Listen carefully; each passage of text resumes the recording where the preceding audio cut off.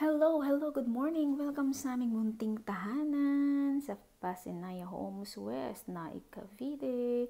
Halika, pasok tayo sa loob. Ito nga pala yung tindahan ng aking asawa. Ayan. So, nagtitinda siya dito ng mga pizza at milk tea at kung ano-ano pang pwede niyang pagkakitaan. Ganun kasipag yung aking asawa, di ba? At pasok naman tayo dito sa loob ng aming bahay. Taran! Yun, so nakita nyo, ito na, andito na lahat. So, ang gagawin natin, aakyat muna tayo sa taas. Titingnan natin yung aming mga munting kwarto. Dapat yung aming bahay, dalawang kwarto lang dapat ito, kaya lang ginawa namin tatlo. Kasi yung mga anak namin, dalaga at binata na, kailangan may privacy sila. At ito naman ang aming kwarto ng mag-asawa. Maliit lang din ito, kaya ang ginawa namin yung mga cabinet namin, pinag-ahang namin para may space.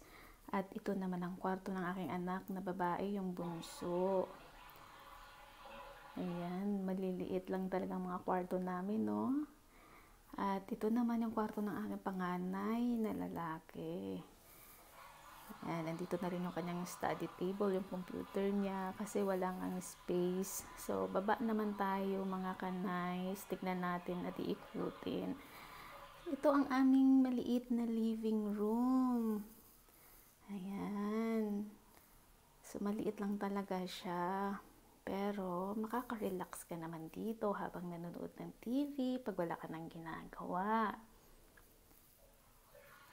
At ito naman ang aming dining area.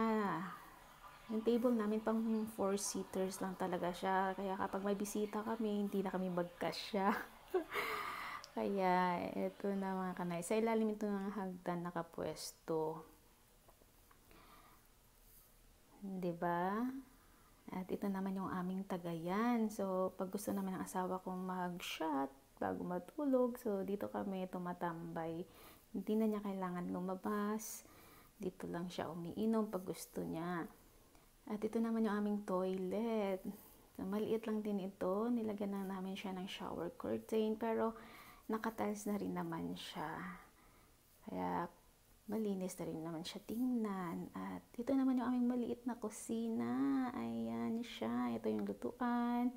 Tapos yung lababo. Tapos meron naman siyang mga cabinet na para yung mga gamit na hindi namin nagagamit na katago siya. At ito ang aming laundry area. Dito kami naglalaba at nagsasampay.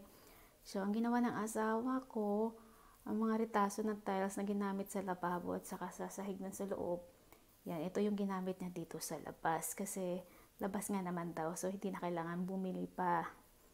Ang galing ng asawa ko, diba? Siya lang lahat gumawa dito sa bahay namin. At ito naman yung view pag dito ka galing sa kusina.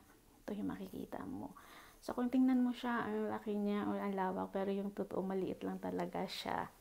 Pero kahit ganito mga kanay, super happy kami mag-asawa kasi nakita namin pinaghirapan namin, di ba?